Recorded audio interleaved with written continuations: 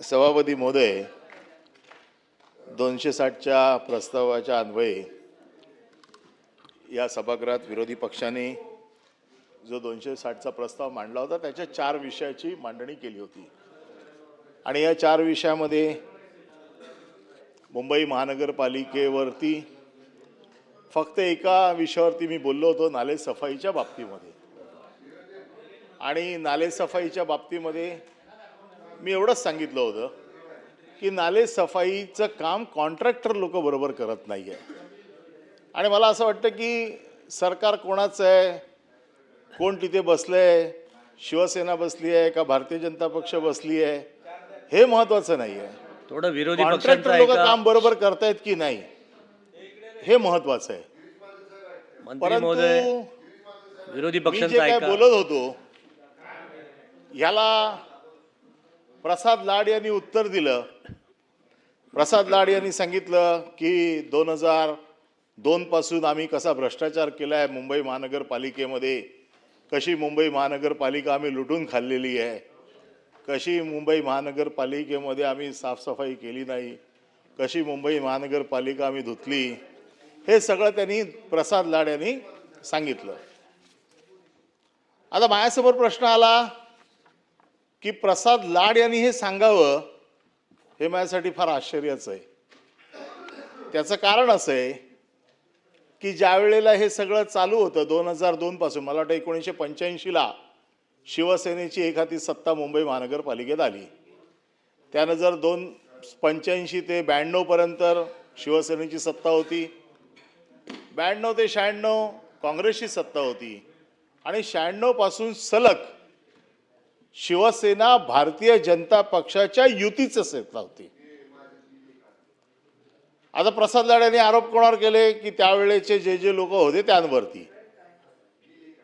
2002 पासून मी घेतो, 2002 पासून ते 2026 पर्यंत, 2002 पासून ते 2007 पर्यंत शिवसेना भारतीय जनता पक्षाचं मुंबई महानगरपालिकेत सरकार होतं।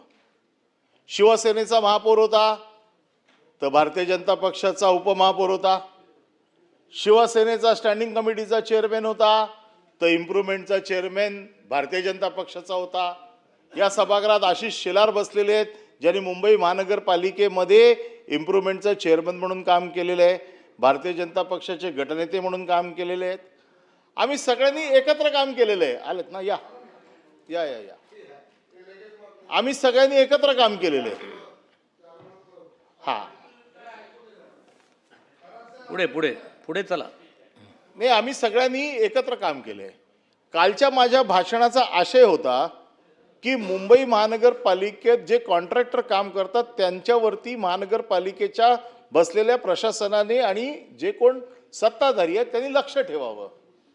परंतु प्रसाद लाड यांना ही सवय लागलेली आहे की आपलं भाषण वरिष्ठांनी ऐकलं पाहिजे, त्यांनी आपल्यावरती खुश राहिलं पाहिजे, त्याच्यासाठी आरोप केले पाहिजेत। आरोप जर नाही केलेत तर आपलं दुकान बंद होईल, कदाचित आपल्याला कोण विचारणार नाही। कारण ज्या वेळेला हे सगळं चालू होतं, आज ते देवाभाऊचं पूर्ण दिवस कौतुक करत असतात, त्यावेळेला ते अजितदादा अजितदादा अजितदादा असे ओरडत होते। त्याच्यामुळे त्यांना ह्या सगळ्या गोष्टी माहीत नाही, म्हणून त्यांच्यासाठी हे सांगावं लागतं। आशिष शेलार आणि मी एकत्र गेले कित्येक वर्ष, 25 वर्षापेक्षा जास्त एकत्र काम करतोय। त्याच्यामुळे भारतीय जनता पक्ष शिवसेना युती काय आहे हे प्रसाद लाडकडनं तरी मला समजण्याची गरज नाही। आता प्रश्न राहिला की भ्रष्टाचार 2002 पासनं त्यांनी सांगितलं 2005 पासून मिठी नदी कशी लुटली, मिठी नदीतला गाळ कसा खाल्ला, तो गाळ कोणाच्या तोंडात गेला। आता ठीक आहे, मग हा आमच्यावर आरोप आहे ना, मग हा आरोप फक्त आमच्यावर कसा असू शकतो? महापौर आमचा होता तर उपमहापौर तुमचा पण होता आमच्या बरोबर, स्टँडिंग कमिटी आमची होती तर इम्प्रूव्हमेंट चेअरमॅन तुमचा पण होता। आणि ज्या स्टँडिंग कमिटीमध्ये पास होतं, या स्टँडिंग कमिटीमध्ये जे 26 सदस्य असतात त्याच्यात मेजॉरिटीमध्ये आमचे आणि भारतीय जनता पक्षाचे सदस्य एकत्र होते। त्याच्यामुळे कुठलाही निर्णय हा भारतीय जनता पक्षाच्या व्यतिरिक्त आमचा झालेला नाहीये, हा एकत्रच झालेला आहे। त्याच्यामुळे जर समजा तुमचा आरोप जर आम्ही खरा मानला की आम्ही लुटून खाल्ली, तर याच्यात तुम्ही आमचे भागीदार होतात का? नव्हतात.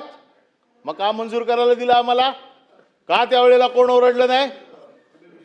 आज का नाही बोलत आहे कोण? अनिलजी, आपण मंत्री महोदयांच्या उत्तरावर बोला. नाही, मी मंत्री महोदयांच्या उत्तरावरती नाही बोलत आहे. त्याच्यावर right to Right reply of त्याच्यावर reply मध्ये नाही. ऐका, प्रसाद लाडांना मला उत्तर मला देण्यासाठी देखील आपण या नाही. सभागृहामध्ये राईट ऑफ रिप्लाय मध्ये ज्या शंका सभागृहामध्ये उपस्थित झालेल्या आहेत मंत्री महोदयांच्या त्याच्यावरती उत्तरावर- राईट ऑफ रिप्लाय मध्ये उत्तर देण्याचा अधिकार आहे. तुम्ही ज्येष्ठ आहात आणि त्यामुळे- मंत्र्यांनी जे सांगितलं त्याच्यावरती मी येतो की हे सगळं जे काही झालेलं आहे, ज्याच्यावरती जे बघा आरोपाचं खंडन राईट ऑफ रिप्लाय मध्ये करावं लागतं. It's okay. आरोपाचं उत्तर खंडन करणार ना की नाही मी? आणि म्हणून माझं मत असं आहे की 2007, 2002 ते 2007, 2007 ते 2012, 2012 ते 2017, 2017 ते 2022 त्यापैकी 19 आणि एकच प्रसादजी. सांगतो. आणि हे ज्या वेळेला होत होतं त्यावेळेला भारतीय जनता पक्ष आमच्या बरोबर होता. त्याच्यामुळे जर माझ्यावरचे आरोप जर करायचे असतील तर त्या आरोपामध्ये भारतीय जनता पक्ष देखील तेवढाच बरोबरचा माझा साथीदार आहे असं म्हणणं आहे. एकदा तुम्ही आमच्या बरोबर चौकीदार म्हणून बसले, आम्ही समजा लुटारू आहोत आणि तुम्ही चौकीदार आहात. चौकीदाराला पैसे दिल्याशिवाय माल बाहेर निघू शकतो? मग चौकीदार काय करत होता? मग चौकीदार भ्रष्टाचारामध्ये सहभाग होता असं मी समजायला हरकत नाही ना. बरं, माल बाहेर काढला असेल. आता त्यांनी जो विषय काढलेला आहे, काल 2च विषय काढले, मी जास्त विषयावरती बोलत नाही. त्यांनी सांगितलं उंदीर मारायचं कॉन्ट्रॅक्ट आणि हे 5 लाख उंदीर गेले कुठे? नाताभाऊ बसलेत तिकडे. हे उंदीर मारायचं कॉन्ट्रॅक्ट 2016 मध्ये आलं. नाही थांबा 1 मिनिट. 2016 मध्ये हे उंदीर मारायचं कॉन्ट्रॅक्ट आलं आणि त्यावेळेला स्टँडिंग कमिटीने हे उंदीर मारायचं कॉन्ट्रॅक्ट पास केलं, ज्याच्यामध्ये सगळ्या कालमिती सगळी शीट असते त्याची नोटिंग ती बघून घेतली, सगळ्यांच्या सह्या आहेत. आता त्याच्यामध्ये नाताभाऊनी 2018 मध्ये ज्यावेळेला नाताभाऊ विधानसभेत होते खाली, त्यावेळेला त्यांनी प्रश्न विचारला की हे उंदीर एवढे मारले गेले कसे? 7 दिवसात 3 लाख उंदीर कसे मारले गेले? हा विषय काल त्यांनी काढला. त्याला माहीत पण नाहीये की ते उंदीर कुठे गेले. ते काय उंदराच्या निष्कासित करायचे, मारायचे पद्धत काय असते, त्याचं टेंडर काय असतं. केवळ भाषण करायचं म्हणून करायचं नाही, तर त्याचे परिणाम देखील बघावे लागतात. त्यावेळेला नाताभाऊनी आरोप बीजेपीवरच केला होता. हा आरोप आमच्यावर नव्हता. त्याची प्रोसिडिंग काढा. आणि म्हणून माझं मत असं आहे की हे सगळं अभ्यास करून प्रसाद लाडांनी या सभागृहात बोलायला पाहिजे. आम्ही जर भ्रष्टाचार केला असेल तर तुम्ही आमचे बरोबरचे भागीदार होतात. आम्ही जर भ्रष्टाचार करत होते तर तुम्ही चौकीदार होतात, तर चौकीदार तुम्ही पार्टनर होतात आमचे. आणि 22 पर्यंत तुम्ही होतात. 22च्या नंतर प्रशासन होतं. मी तर मागणी केली होती या सभागृहामध्ये की 2005 पासून या मुंबई महानगरपालिकेमध्ये झालेल्या भ्रष्टाचाराची चौकशी करा आणि जे त्या वेळेला स्टँडिंग समजा आम्ही भ्रष्टाचार केला असं पकडून चालू. जे भ्रष्टाचार करणारे महानगरपालिकेत प्रमुख लोक होते ते आता कोणाच्या मांडीवर जाऊन बसलेत आणि त्यांना काय घेतलं? तुम्ही एकदा एका बाजूने सांगता मैं खाऊंगा नहीं, खाने नहीं दूंगा, मैं नहीं खाऊंगा, दूसरे को खाने नहीं दूंगा, परंतु दुसरा खाणारा मांडीवर घेऊन बसलेला तुम्हाला चालतो. जनतेच्या प्रश्नावर या. नाही, जनतेच्याच प्रश्नावर आहे. स्टँडिंग कमिटी हा जनतेचा प्रश्न आहे. मंत्र्यांच्या रिप्लाय जे लोक स्टँडिंग कमिटीचे चेअरमॅन होते, ज्यांच्यावरती त्यांनी भ्रष्टाचाराचे आरोप केलेले आहेत, बघा राईट ऑफ रिप्लाय मध्ये या सभागृहामध्ये निर्माण झालेला संभ्रम दूर करणं राईट ऑफ रिप्लायचा भाग आहे. डिस्टर्ब करू नका. अनिलजी संपवा. दुखी आहे, सुखी आहे. अनिलजी संपवा. मी माझ्याकडे बघा. आहे तिथे सुखी आहे. तुम्ही माझ्याकडे बघा. मी राजकीय बाब बदलत नाही आणि म्हणून मी सुखी आहे. तुम्ही माझ्याकडे बघून बोला सर. नाही, मी तुमच्याकडेच बघून बोलतोय. माझ्या स्वतःच्या आता मी ह्याच्यावर ना अजून दादा संपवा.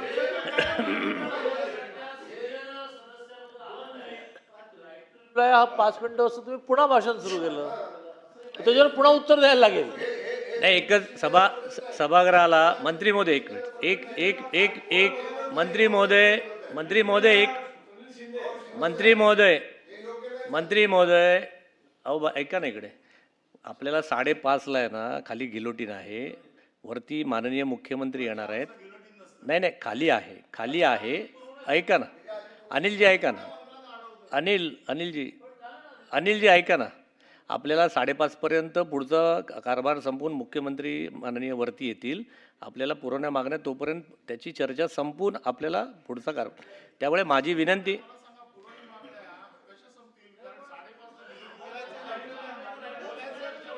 अहो यांना बोलायचं आहे दादा. मुद्दा असा चाललाय की राईट टू रिप्लाय इतका वेळ नसतो. राईट टू रिप्लाय हा संपवत आहेत. 5 मिनिटं असतो. दादा ते संपवत आहेत.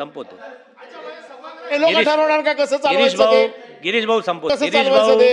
विरोधी आपण निर्देश द्या मला. बोला, तुम्ही बोला. विरोधी पक्षांचा सन्मान ठेवा. बोला. बघा गिरीश महाजन मला खाली आता बसून परत तुम्ही त्यांच्यावर मला जाताय. संरक्षण द्या त्यांच्यापासून. तुम्ही मंत्र्यांच्या रिप्लायवर बोला. तुम्ही तुमचा वेळ फुकट घालवताय. अनिलजी वेळ फुकट घालवताय तुमचा. नाही माझं म्हणणं असं आहे की आरोप करताना हे सगळे आरोप करताना दुसऱ्यावर आरोप करताना आपण बघावं काय करायचं ते. या सगळ्या गोष्टी माझं म्हणणं असं आहे त्याच्यापेक्षा 2005 पासूनच्या सगळ्या गोष्टींची चौकशी लावा. SIT नेमा, त्याच्यावरती कोणी पैसे खाल्ले, काय केले, कोणाच्या घरी किती गेले, मला तर सगळं माहिती आहे. कोण त्याच्यामध्ये सहभागी होतं, कोणाला मग मी एक दिवस नावं घेऊन बोलीन सगळ्यांची कोण होतं. फक्त काय आहे की आपण ज्या वेळेला सगळे एकत्र काम करत होतो, आज ती एवढी धुणी काढण्याची काही गरज नाही. मग प्रत्येकाला हा संधी मिळते आणि प्रत्येकाला फक्त काय आहे की कोणाला तरी खुश करण्यासाठी आपण दुसऱ्यावरती आरोप करत नाही, एवढं माझं म्हणणं आहे. म्हणून माझं एवढंच म्हणणं होतं, काल मी जे काय बोललो होतो ते कॉन्ट्रॅक्टर लोकांच्या बाबतीत बोललो होतो. मी कोणी BJPच्या सत्तेबद्दल बोललो नाही.